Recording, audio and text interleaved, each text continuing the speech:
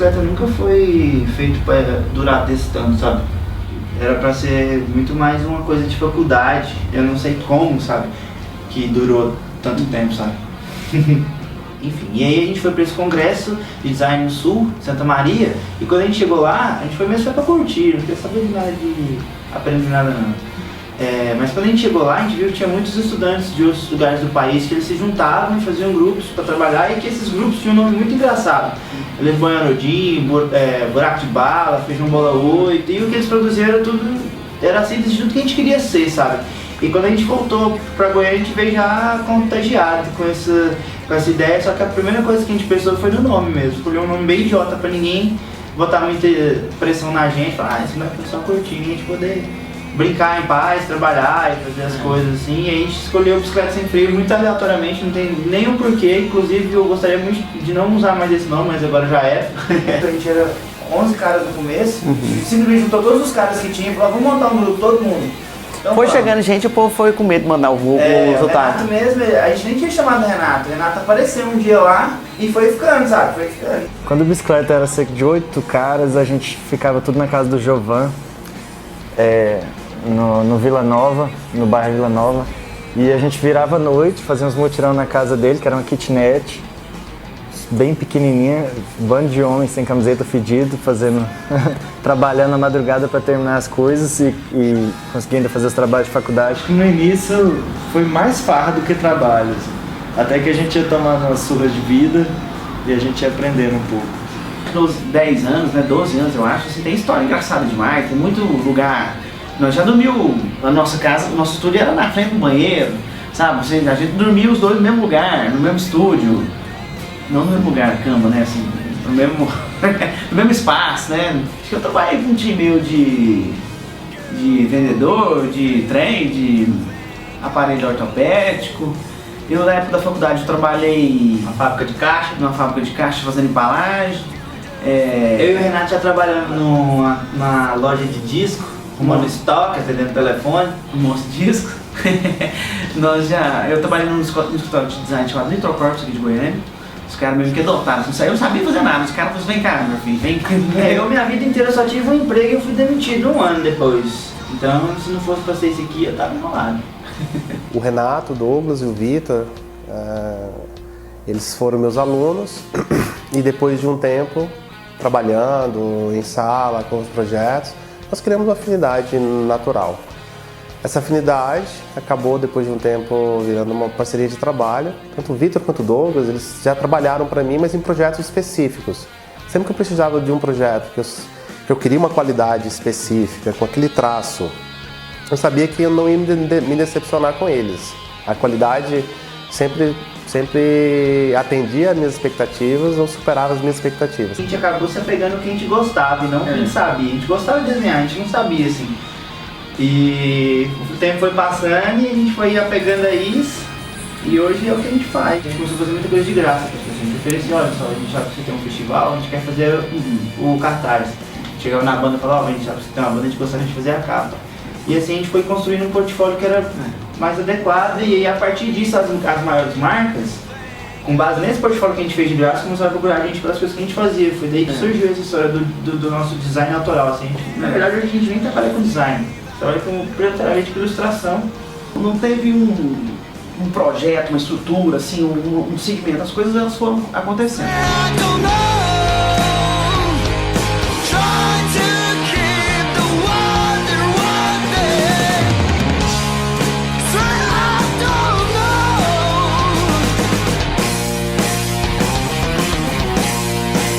Desde que a gente começou a mexer com esse negócio de mural, a gente percebeu que todo mundo era bem cagão com relação à altura. E que eles ficavam assim, nossa, mas como vocês têm coragem? Nossa, vocês são um bando de loucos. Nossa, me exige muita coragem. Véi, se a gente não fazer, quem vai fazer? O Vitor ficou preso no... A gente usa uma máquina que ela é o boom lift, que é um tratorzinho com a mão e ela vai lá, né? E aí quando tava lá no alto, acabou a bateria, ou gasolina. Gasolina, né? Isso aí, acabou um trem, né? Ele tava, a gasolina e ele tava dessa distância, sei lá, uma distância daqui, nessa árvore aqui do prédio, com a janela aberta. Sei lá. E aí ele resolveu pular pra dentro do prédio. Os meninos jogaram a corda, jogaram um negócio que a gente usava pra prender, que tinha lá, jogaram, eu segurei, tentei evitar que o negócio volte, assim, né? O negócio, e eu segurando com o pé, assim. Aí eu soltei, assim, saí do negócio, o negócio foi pra trás com tudo e eu pulei pra janela, assim. E os meninos me agarraram, assim, desse jeito, pra fora da janela, assim, me agarrando, assim, a camiseta saindo, eu, caralho, vou cair, segura, os meninos puxando assim, segurando as minhas calças, e eu caí no chão lá de dentro, assim. E isso tudo o fotógrafo, assim, tchau. A gente sempre foi feliz, assim. A gente sempre se deparou com bastante dificuldade, financeira principalmente.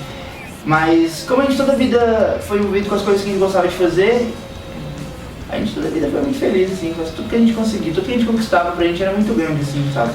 O Bicicleta Sem Freio foi uma escola de ilustração, meio que a gente criou para aprender coisas que a faculdade não ensinava, né? Nosso foco é o foco no trabalho autoral e na continuidade do trabalho. Você está desenhando, produzindo coisas. Principalmente eu não consegui administrar tatuagem, bicicleta e banda, o Black John Shots, né?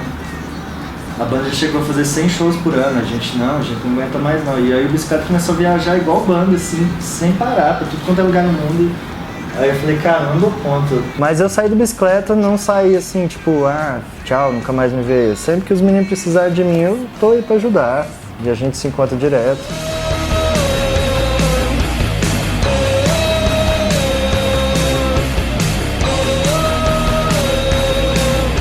O vídeo é uma construção de diversas mãos, assim, sabe? Tive a participação ativa tanto, principalmente do Douglas e do Victor, que colocaram muita mão na massa no sentido de fazer ilustrações e criar sequências de animação. Eu tive um apoio do Giovan, que foi um dos integrantes originais do Bicicleta Sem Freio lá no início, em 2007. Do Virgílio fazendo a parte de 3D e eu tentando colocar, fora outras pessoas que entraram no decorrer do processo, o Cláudio, o Albert, Suriara, pessoas que iam para fazer sequências de animação. No total, a gente deve ter tido umas quase 12 pessoas envolvidas na produção do videoclipe, num prazo de 5 meses. Foi muito dolorosa essa experiência, me traumatizou amargamente, a ponto de não querer mexer com animação nunca mais. Foi dolorido fazer o vídeo, foi sofrido, deu muito trabalho, mas no final das contas valeu muito, porque nós fomos indicados a melhor videoclipe do ano na MTV, em 2009, nós quase ganhamos. Pra gente, a melhor parte é viajar, porque antes disso o Renato nunca nem tinha saído do país. Eu já tinha ido algumas vezes com a minha banda, mas com certeza é uma cultura diferente. Todo mês, assim, é um combustível bom, assim, pro trabalho, sabe? E tinha essa garota, a Charlotte, e ela organizava esse festival em Las Vegas. Tava fazendo uma pesquisa na internet sobre tatuagem, que ela queria fazer uma tatuagem nova, colocou lá, garota, tatuagem, e aí viu um desenho nosso, gostou, e entrou em contato pelo Facebook. Perguntou se a gente fazia muro, que ela tinha esse festival em Las Vegas, aí eu falei, Las Vegas? Claro, sempre fizemos, pode chamar. As pessoas gostaram e logo depois, um mês depois a gente foi pra Miami, depois fomos pra Portugal, Londres, voltamos para os Estados Unidos de novo, sabe? E depois disso nossa vida mudou completamente, assim. Lá fora o circuito é bem consolidado, assim. Você vai pra uma viagem e os caras já armam outras ações, assim, em cidades próximas, assim. E acho que também tô bem ansioso pra Colômbia, né? Eu já fui na Argentina, assim, mas a América do Sul é doido, é massa demais, né? Procurou a gente foi a Nike. O Renato tava limpando ali fora no gramado um dia, aí recebeu um e-mail, aí olhou e jogou fora. Aí chegou outro e-mail, ele olhou e jogou fora. Aí uma hora eu falei assim, cara, essa Nike é foda, fica mandando esses spam pra mim, Nike t-shirt. Aí eu vi que ele falava inglês, ele foi olhar e na verdade era um pedido de orçamento da Nike. A gente sempre disse sim, sabe, para as coisas que apareciam. Sabe, a gente, por exemplo, não tem experiência nenhuma. Aí a Converse falou assim, a gente queria que vocês fizessem 5 tênis, já fizeram isso? Já. Sabe? Porque eu morro de medo de altura. E quando eles mandaram a foto de um close de uma parede. Falaram, a gente queria que vocês me dessem isso aqui. Aí aqui em Los Angeles, nossa, Califórnia, meu Deus, quero ir pra Califórnia. Não, a gente faz. Tá, mas e quanto fica pra vocês pintar mais um? Não, a gente vai ficar tanto. Não, beleza, então. Aí no fim das contas, de tanto perguntar, ele já queria que a gente desse o prédio inteiro, mas a gente tava muito afim de ir pra Los Angeles, sabe? Só que a gente chegou lá, na hora que a gente chegou, a gente olhou o prédio. Aí no dia seguinte, quando a gente foi projetar a primeira parede, os caras colocaram um projetor e montaram um andaime. Eu nunca tinha subido um andaime na vida, eu tava morrendo de medo. Aí quando a gente tava lá em cima riscando à noite, aí começou a tremer a imagem assim, aí eu falei, nossa, cara, a gente passa nesse medo aqui, o povo encostando no projetor, na hora que eu virei pra trás, a galera, desce, desce, terremoto, terremoto. A gente fez agora, recentemente, um mural em Montreal, que o festival era muito bem produzido, a cidade era muito astral, então todo dia era meio festa, assim, sabe, apesar de chover. Era muito legal, assim, porque a gente tava pintando e aí embaixo, assim, tinha o palco do festival, então era música o dia inteiro, as pessoas se divertindo, então o clima tava muito legal, assim. A gente, no meio dos nossos trabalhos, a nossa agente disse que o pessoal do UFC estava procurando alguém para fazer um mural da Honda em Venice. E pediu para ela mandar algumas opções, e ela disse que tinha mandado a gente também, só que eu imaginei que talvez nosso traço não seria tão conveniente para eles, porque na minha cabeça eu queria fazer ela como se fosse o pôster do Rock Lutador, sabe? Perfeito, assim. E foi uma surpresa muito grande que eles escolheram nosso estilo, acho que porque Venice é um lugar da Califórnia que dá muita gente psicodélica, assim, é vibrante o lugar, tem muito grafite, muitas cores, eu acho que a galera achou que talvez combinasse, assim. Quase 100% dos trabalhos é feito da mesma forma. A gente faz uma pesquisa de imagem, de palavras, coisas que a gente acha que é interessante para o projeto em questão. Daí a gente começa a rafiar, gasta muito papel, muito lápis, diferentes muito tempo nessa etapa. Na concepção da ideia, né? A gente rabisca muito, depois que a gente tem mais ou menos na cabeça o que a gente quer fazer, a gente compra um papel melhor e finaliza isso com nanquim, com pincel. Depois a gente fotografa se o papel for muito grande, ou então a gente escaneia. E aí quando a gente vai fazer isso para alguma marca ou alguma coisa que tem que ser digitalizada, a gente pinta no Photoshop. Senão a gente pinta à mão, com tinta acrílica mesmo. Bom, a gente foi convidado para fazer o nosso primeiro mural sem nunca nem ter feito nenhum, então o jeito mais fácil de fazer era com pincel e rolo. E depois desse apareceram muitos murais para fazer, a gente nunca teve tempo de aprender com spray. Spray é legal. E às vezes nem é o jeito mais rápido, foi o jeito que nós sabíamos, não era o mais rápido ou mais prático, era o que a gente sabia.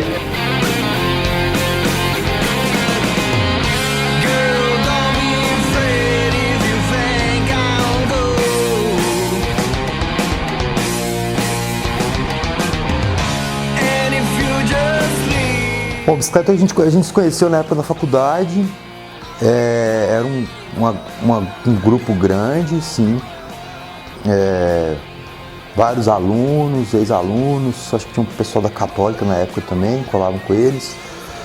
E eu fiquei mais parceiro do Renato e do Douglas, e do Vitor, que acabou, depois de uns anos, deu uma enxugada e ficaram só os três mesmo, assim. Às vezes no começo a gente chegava, Matheus, como que a gente consegue fazer do papel para a parede? A gente falava assim e tal, né? A primeira pessoa que a gente procurou quando a gente foi convidado para fazer o nosso primeiro mural foi ele e o Marbeck. Assim, com uma humildade muito bacana, assim, eles procuraram, os primeiros convites que eles tiveram para os painéis, eles procuraram alguns amigos. Eu, entre eles, André Morbeck, entre outros amigos, para pedir umas dicas para pintar grande. E a gente falou de spray, de rolinho, de tintas, de cores, de processos, de como que eles poderiam adequar a arte dele para essa mídia que é diferente. Pintar muro não é a mesma coisa que pintar papel, demanda você gasta muita onda, difícil, cansativo, chove, faz sol, sobe escada. Os murais mais importantes nos últimos 2 anos no mundo, a bicicleta sem freio está entre todos os top 10. Assim. A bicicleta, cara, a importância deles é assim, extremamente grande, porque não se basta só ao design, enfim, as artes visuais, porque o bicicleta deu visibilidade para Goiânia como um polo de arte, de cultura. Eu posso acreditar 100% do que eles são hoje, quase que único e exclusivamente ao trabalho deles. Porque as chances que eles tiveram, eles conseguiram executar muito bem. A qualidade que eles conseguiram entregar para os projetos, essa qualidade sempre superou a expectativa. Obviamente tem uma questão de talento, mas o talento por si só ele não responde por muita coisa, sabe? O talento ele precisa ser lapidado, ele precisa ser exercitado, ele precisa ser construído todos os dias. A gente estava pintando um prédio uma vez em Las Vegas, aí passou um cara assim todo maltrapilho e falou: cara, eu dormia debaixo desse prédio aí dormi um ano aqui, vocês estão mudando minha vida, estou muito feliz, obrigado. A gente falou: nossa, esse trem é massa demais isso, né? Então, tem várias histórias, né? Várias pessoas que nos ajudaram. Mas um professor nosso, o Carlos Sena, que ele era o coordenador do espaço da UFG Cultural, ele foi um dos caras que encabeçou, assim, que falou: ó, vamos fazer aqui e tal, tem essa parede e tal. O Fabrício Nobre, na figura da consultora, e o Matheus Dutra, que é um amigaço, um fudido. A da FG foi bacana, e o mais bacana foi porque a gente fez ele meio que em homenagem a esse professor nosso que infelizmente faleceu. Ele fez o convite pra gente pintar lá e faleceu antes de ver isso pronto, sabe? Em outros momentos a gente pensava, lembrava muito do professor, assim, a gente queria que ele tivesse participado, assim, a gente pensava muito nele. Assim. Recentemente a gente fez um painel no Centro Cultural Oscar Niemeyer e ele foi tapado, pintado de branco de novo, por uma série de questões políticas, de até com o que a gente combinou mesmo com a administração do espaço, mas o legal foi o que aquela ação levantou. Que são as discussões sobre como a gente se apodera dos lugares. Isso aí foi bom, achei que foi massa, porque muita gente ficava falando que vocês pintaram em tal país, e nunca pintaram aqui, blá blá blá blá blá. Porque, cara, a gente foi chamado, a gente pintou a pista do ambiente já 2 vezes aqui em Goiânia, ninguém fala nisso. A gente pinta onde a gente é chamado. Até que enfim rolou de pintar algo considerável aqui, e rolou esse debate, mas já estava combinado de que era para tirar depois de um tempo. Porque mural é muito raro um mural ficar para sempre, a gente sabe disso. É um negócio meio efêmero, assim. Eu gosto para foto e pronto. Mas a polêmica aconteceu justamente porque ficou bom. Se não tivesse ficado bom, não tinha ninguém falando: por que não deixa isso para sempre, né? Por que não deixa? E também a polêmica só valorizou a outra polêmica que já existia, do prédio ser mal feito, do prédio não ter funcionalidade alguma. Então, ajudou um pouco nessa outra questão também, né? Um certo falso orgulho goiano, assim, de que a gente tem muitas coisas legais para se orgulhar, mas às vezes a gente prende em coisas que não tem muito sentido, como achar que o Oscar Niemeyer, o Centro Cultural Oscar Niemeyer, é um prédio, é uma joia da arquitetura goianiense.